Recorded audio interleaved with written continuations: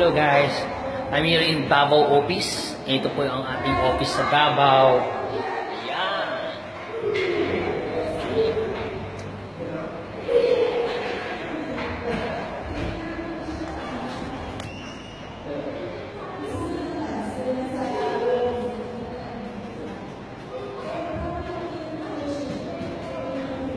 Davao.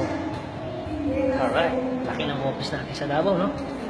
Grabe, kaya din sa mga kababayan natin OFW na umahataw, maniwala lang ho kayo na itong negosyo natin talagang secured ka at napakalaki. Office pa lang ho natin. This is a own 3-story building. Ayan. So, napakaganda ng negosyong ito kasi sobrang laki. Kaya ganyan siya pag may istorya, pagsulti pa lang niya, ang iyong ka-istorya, patanaw pa lang, kay ina. Oh, grabe. No, kay ina. Grabe kayo yung istorya. So, it's because siguro sa iyakan, kalisod sa kinabuhi. So, na naman din yung paglisod, maningkamot yun. So, sa walay pagdugay, ako i-introduce akong pinaka-powerful, no? Na downline. Actually, dahil ako mga downlines na rin, na ako ang BCO na ako nito sa likod si Ate Mary. Hi, Ate Mary! Kaya guys, sa mga nag-uumpisa pa lang, tuloy-tuloy lang ho. Huwag ho kayong hihinto dahil lahat naman ng bagay, alam ko naman po, hindi ganun din kadali, pero siyempre, lahat ng mga bagay naman na pag-aaralan naman. So, para hindi ka rin mahirapan na gawin tong negosyo, aralin mo mabuti.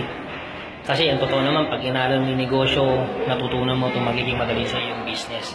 Kaya dun sa mga leaders na umahataw po, gaya din namin, umahataw din kami, hindi rin lang kami huminto, siyempre para sa pamilya. And then, may reason kami kung bakit namin ito ginagawa, hinahataw na kahit nare-reject kami, nare-discourage din kami, pero hindi kami humihinto kasi hindi po yun ang dahilan para mapahinto kami. Kasi iniisip namin palagi yung pamilya, iniisip namin yung magiging kinabukasan ng pamilya natin. Kaya kung ikaw nakakaramdam ka ng hirap, nakakaramdam mo ng pagod, okay lang yan. Isipin mo lagi pamilya mo, anak mo, pamilya mo. Lalo na ngayon, nasa abroad ka, gusto mo rin umuwi. Yung sa mga OFW natin na ginagawa ang negosyong ito, tuloy-tuloy ka lang para sa pamilya. So ito ang ating, dito sa Davao, meron tayong Icon Lounge.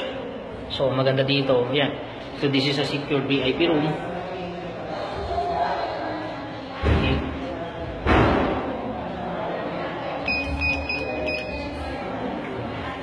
Yan. So, yan. So, ito ang ating VIP room sa mga speakers mo natin, sa mga leaders. So, yun. So, kaya na sinabi ko sa mga leaders po, na hanggang ngayon, humahataw pa rin, huwag kayo mag-alala kasi lahat ng pagod, lahat ng hirap na nararanasan nyo ngayon, lahat yan sulit. Okay, hindi po